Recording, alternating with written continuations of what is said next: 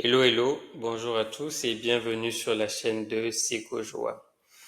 Alors, je suis développeur et sur ma chaîne, je partage ce challenge que je suis en train de faire en ce moment où je réalise un coding game par jour durant 100 jours. Donc aujourd'hui, je suis sur le jour 15 et je vais m'attaquer à Logic Gate qui est basé sur des portes logiques, quoi, en gros. Donc voilà. Voilà. Alors, je disais, j'ai ma petite fonction de debug que je rajoute toujours qui me permet de bien débugger. Ensuite, je vais mettre ça là. Et ce qu'on va faire, c'est que on va lire un peu ce qu'il y a là. Donc, une porte logique, c'est une porte un appareil électronique qui implémente une fonction booléenne et qui performe une opération logique sur une ou plusieurs entrées binaires et produit un simple binaire en sortie. Un seul, un binaire en sortie, single binary output. Une seule sortie binaire, voilà. Donc, étant donné qu'on a n signaux en entrée et leurs données respectives, m en sortie avec leurs données respectives, and the respective type of gate avec leur type de porte respective, and two input signal names. Okay. Provide m output signal names and the respective data in the same order. Ok, je vais voir l'exemple rapidement. Donc, on aura Donc, on aura deux lignes en entrée. On aura ensuite trois opérations. Ok, intéressant. Donc, il faut pouvoir envoyer en sortie A et B. Donc, un AND sur A et B, un OR sur A et B, et un SOR A. Ok. Donc, je revois les opérations. Le et, c'est une opération, c'est un et logique. Le ou, c'est un ou logique. Donc, ça, c'est un ou exclusif. Je crois avoir oublié ce que c'était ça. Le NAND, c'est la négation du et. Le NOR, c'est, oui, le ou inversé. Et donc, ça, c'est un ou inversé exclusif. Logical inverted exclusive OR. Donc, ouais. Donc, c'est un XOR, mais inversé. Ok. Ok. Faut rapidement que je regardais. La première chose à laquelle je pense, donc déjà, vu qu'on a ça, c'est peut-être qu'il faudrait pouvoir convertir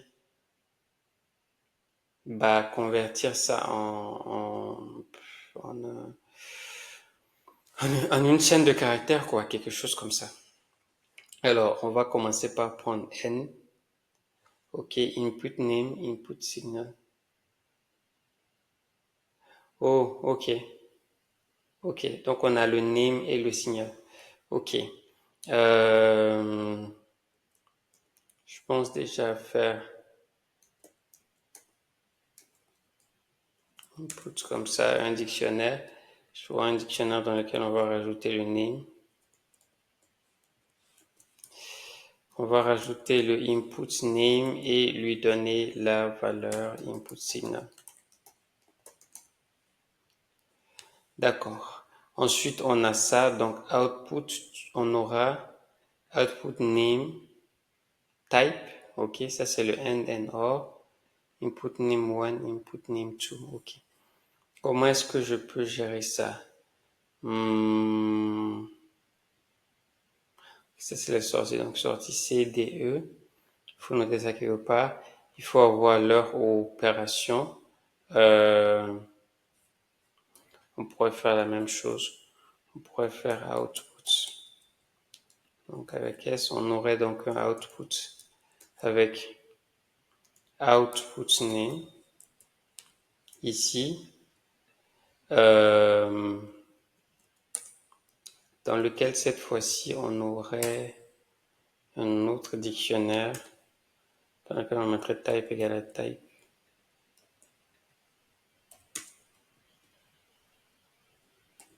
Ça, je fais ça 3 fois. Donc, il me faut l'input name 1, input name 2. Comment est-ce que je vais l'appeler operation first, second. Voilà. Pour l'instant, je vais faire ça. Je vais juste faire un debug de inputs, pareil pour output. Je lance le premier test, on voit les inputs, ça, on voit operation and first. Après, j'étais pas obligé de faire ça, je pourrais aussi faire un arrêt dans lequel je mets les 3. Parce que je sais où se trouve chaque élément. C'est bon. Maintenant qu'on a, j'avais dit 2 choses, donc une fonction pour convertir les inputs en une chaîne de caractères input en bits, quoi, quelque chose comme ça. Donc convert to, je dis bits parce que pour moi c'est une assemblée de 0 et de 1. Après ce sera toujours une chaîne de caractères. Donc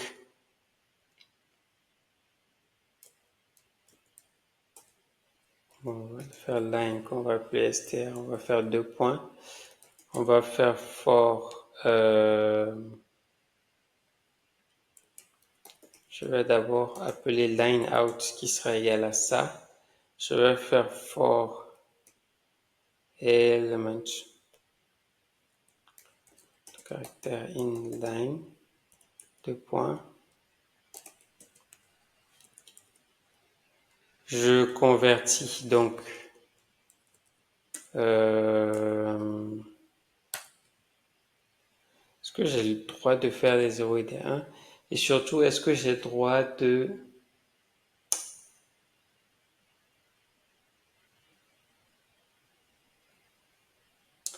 Je me demandais si j'ai le droit de faire un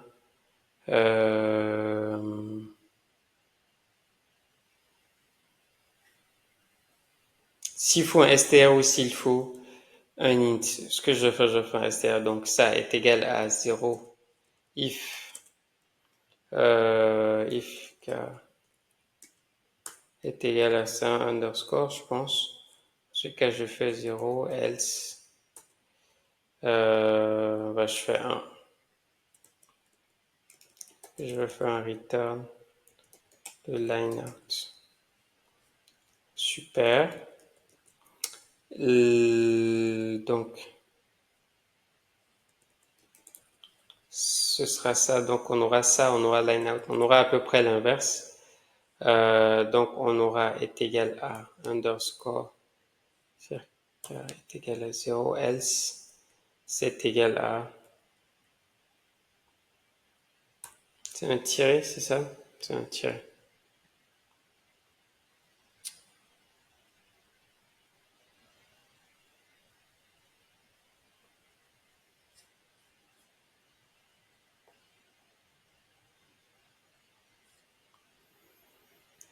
Super. Maintenant que j'ai fait mes debugs, j'ai mes inputs qui sont là. Donc, mon premier input, c'est A. Je peux faire rapidement un debug de inputs. Alors, je fais donc affiche-moi A d'abord et ensuite affiche-moi le convert to bit de A.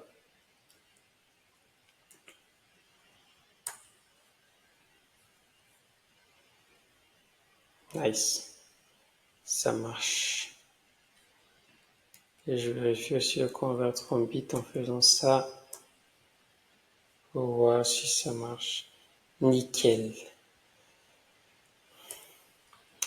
Maintenant que j'ai fait ça, Ce qu'il faut faire, c'est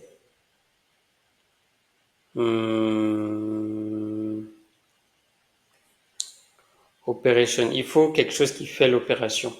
Donc, on lui passe en entrée les deux lignes qu'il faut et l'opération, c'est ça, l'opération qu'il faut. Alors, je vais execute operation, comme ça. Il me faut line A. Ouais, je dis ça parce que j'ai A et B ici, mais sinon, c'est line 1, line 2, operation. Donc, a priori, tout c'est str. Donc,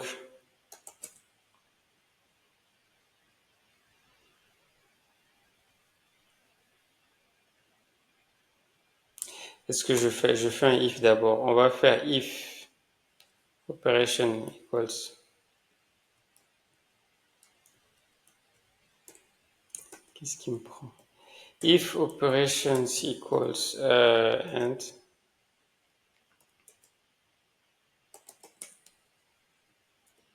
Pareil, je pense qu'ici je vais avoir un line out qui est égal à ça. Donc,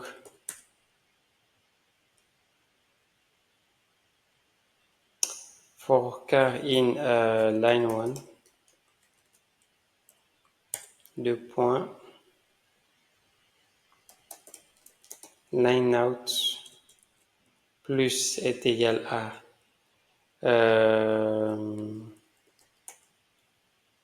ça c'est chaque caractère de line.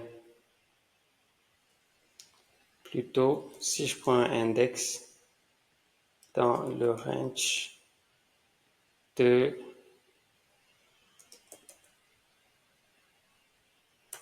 je crois qu'il y a un autre moyen d'avoir l'index, mais je sais plus si on peut prendre l'index directement en faisant l'énumération de chaque caractère. Faisons comme ça. Donc, est égal à donc c'est un end. Le end, qu'est-ce qu'il fait? Il renvoie un si line 1 index plus si line 1 index est égal à 1 and line 2 index est égal à 1.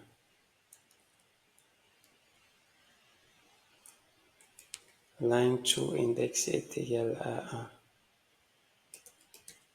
Else renvoie 0. Donc voilà. Donc je peux faire le end.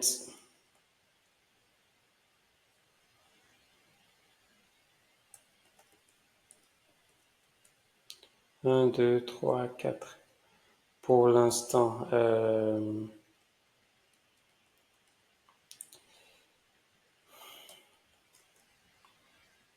va voir ça. Elif operation égale, donc dans le cas du OR, il renvoie un si. C'est ça. OR est égal à 1. Else 0.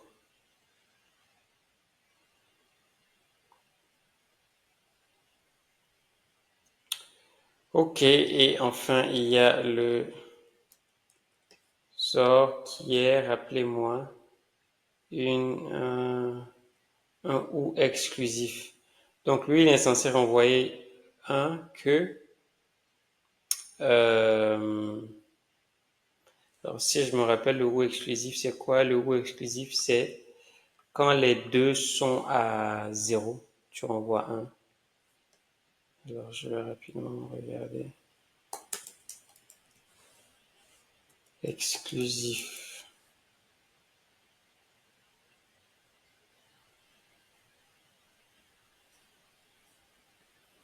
Je vais faire tout ça juste pour voir. Et alors, oui, il faut payer Wikipédia. Alors ici, je vois 0, 1, 1, 0, 1, 1. Ok, c'est ça. Il renvoie un 0 quand les deux sont égaux. Donc, lui, il renvoie un 0. Si j'ai oublié, il renvoie un 0 quand les deux sont égaux. Il renvoie un 0 si line 1 est égal à ça, n line 1 est égal à truc. Donc,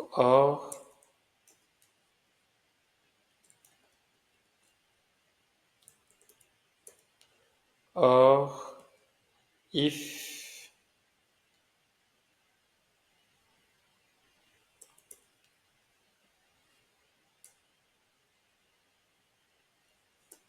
plutôt dans ce sens.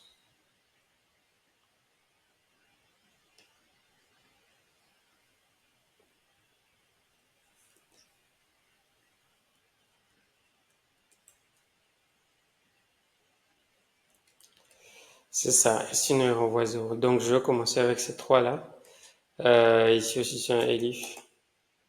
Et à la fin,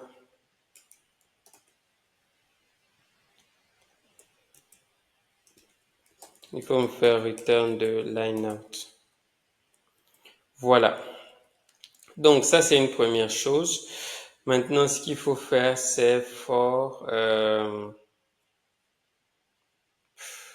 tout cela quoi.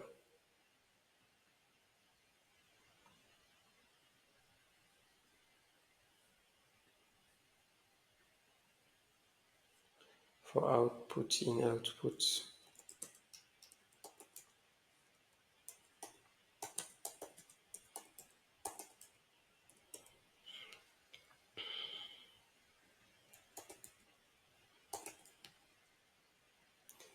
Ok. Donc on va avoir output, on va avoir son opération et les autres. Alors qu'est-ce qu'il faut faire? Il faut passer l'opération, il faut passer le first, il faut passer le second. Donc on va faire execute. On va avoir line out est égal à execute operation. Execute underscore operation. 2. Output first. Output second. Et output operation. Voilà. On va faire un print de line out. Je vais le réécrire comme ça.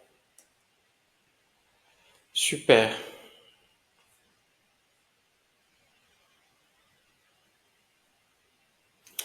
Alors, on dit string indices must be integers, not str. À quel niveau? On est à la ligne 54 là. Alors, j'ai dit execute operations. On est dans output, qui est un dictionnaire. On est d'accord que output, ça, oui. Alors, j'ai dit output.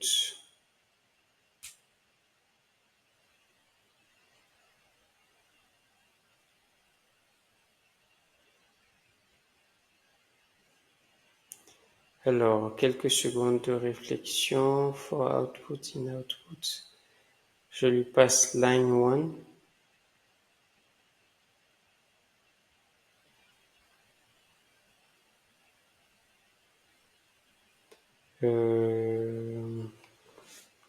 Qu'est-ce qui se passe? Ouais, c'est bien ça que j'appelle. J'appelle output. Je fais un debug de output. Ici, juste là pour voir peut-être que j'ai un C.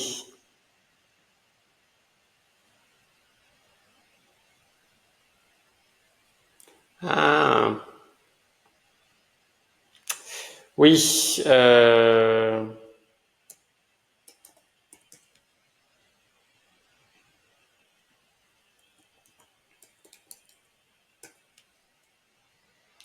En fait, on aura ça, on aura qui output. Je pense que c'est plus quelque chose comme ça.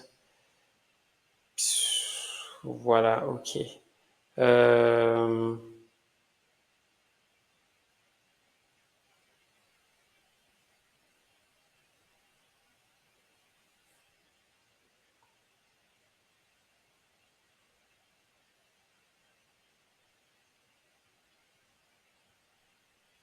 Ça, c'est bizarre. J'ai fait un plus égal, j'ai pas fait de...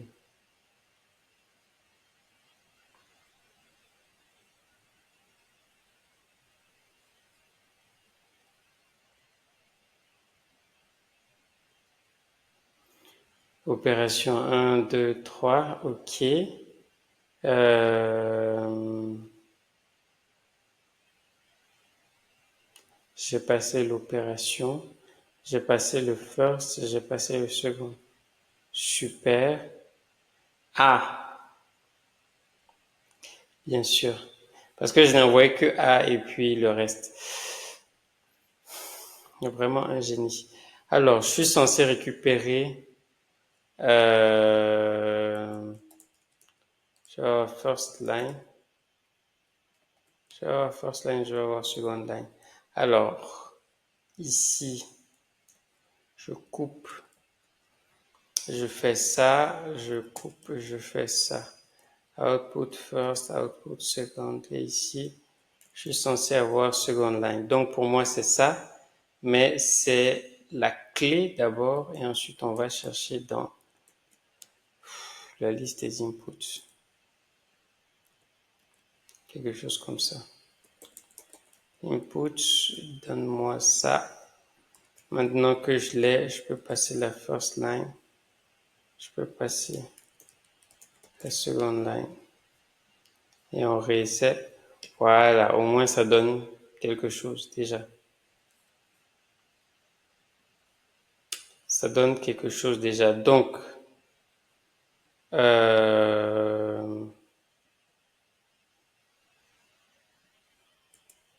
vais avoir line 1 est égal à line 1 que l'on convertit en faisant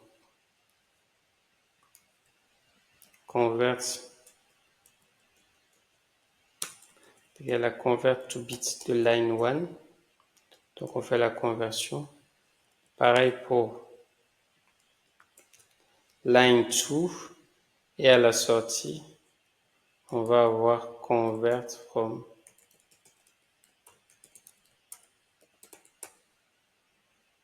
bits de line out. Super.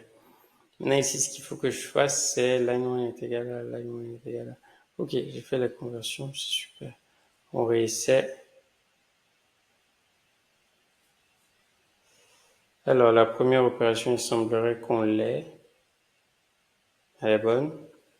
La deuxième opération... Ah oui, c'est pas comme ça qu'on l'attendait. On s'attend à un print de la clé, espace le reste. Donc, f-string, line out évidemment comme ça. Ensuite, on a la clé. Donc, key, espace, line out. Ok, la première ligne, elle est bonne. La deuxième, elle est bonne. Il reste maintenant le E. Apparemment que j'ai pas réussi. Donc, le E, si je me rappelle bien, est un XOR. Ok. Donc, dans le cas du XOR, c'est quoi? C'est 0 si ligne 1 est égale à 0 et que ligne 2 est égale à 0. Sinon, si ligne 1 est égale à 1 et que ligne 2 est égale à 1. C'est dans ces cas-là que tu... Ah, autant pour moi. C'est dans ces cas-là que tu mets un 1, sinon tu mets un 0. Ou plutôt, c'est dans ces cas-là que tu mets un 0, sinon tu mets un 1. Super.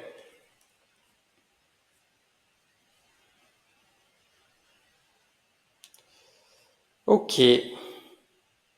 Maintenant, il faut réaliser les autres opérations. Alors,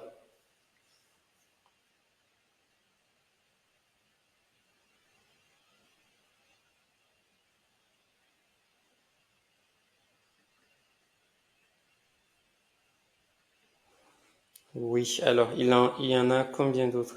Il me faut gérer le NAND déjà. En fait, j'allais même pas faire ça, j'allais juste prendre. Donc j'ai le int, je vais gérer le NAND ici, elif opération égale à NAND. For index in range, ok. Line out plus 1. Donc le int c'est 1 si 1 et 1, sinon 0. Donc, normalement, ça c'est 0. Si 1 est 1, sinon 1. On tente. Super. Ce qui me fait penser au XOR, que je vais gérer aussi de la même façon. Pas le XOR, le NOR. Le NOR. Donc on va mettre 0 ici. On va mettre 1 là. Les opérations, c'est AND. Or. XOR. Super. Il me manque donc la dernière opération qui est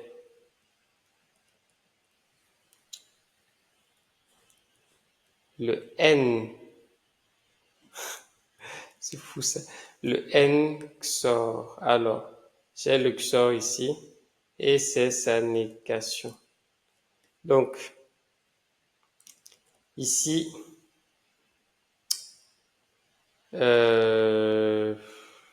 pareil, hein.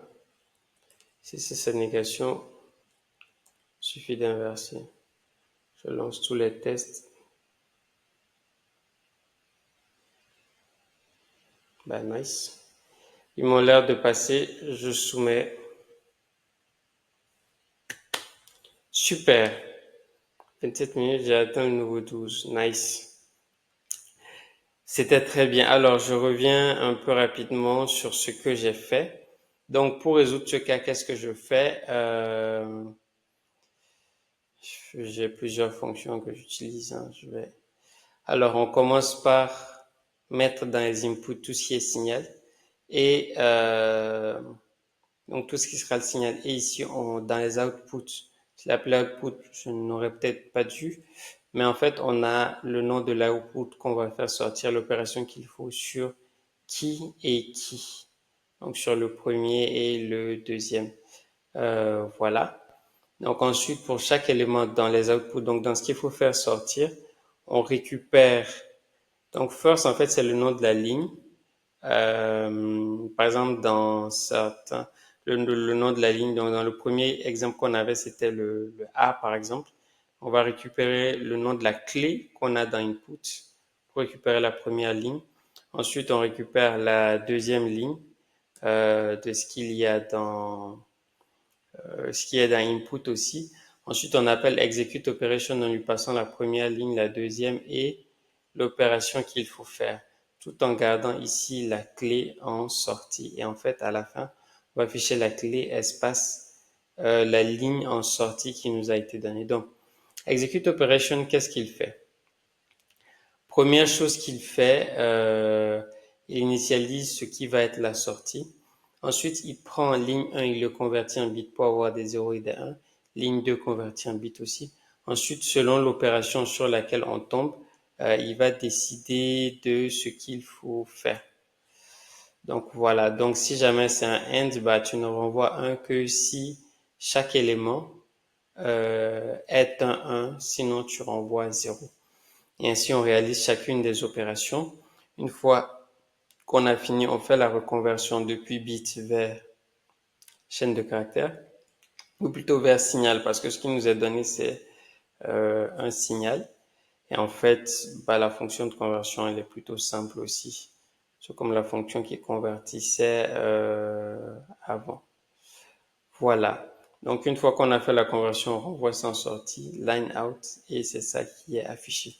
En espérant que ce soit plutôt bien clair. Alors, je vais quand même faire un peu de clean.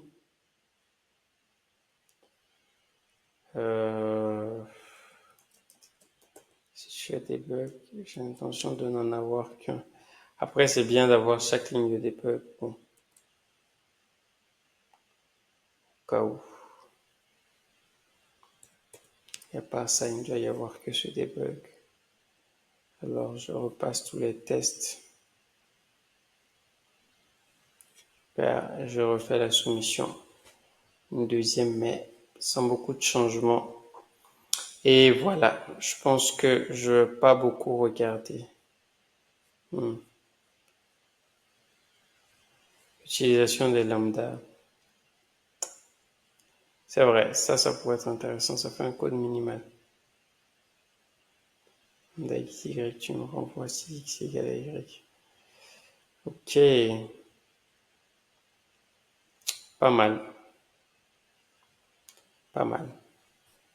Alors, j'allais dire, il y a celui-là qui a un score de 36. Ouais, c'est celui qui est utilisé. Il a utilisé lambda. C'est pas le même que celui qu'on a vu tout à l'heure, mais voilà. On peut utiliser lambda pour ça. Ok. Eh ben, merci d'avoir suivi cet épisode avec moi. C'était donc, comme je l'ai dit, l'épisode alors, j'ai dit quoi? J'ai dit le 15, hein, je pense que c'est le 15. Il y en a beaucoup d'autres à regarder, donc n'hésitez pas à liker, vous abonner, à partager. Et puis, si le concept vous a plu, restez avec moi jusqu'à la fin des 100 jours de challenge. Merci, c'était Seko Joam. Bye bye.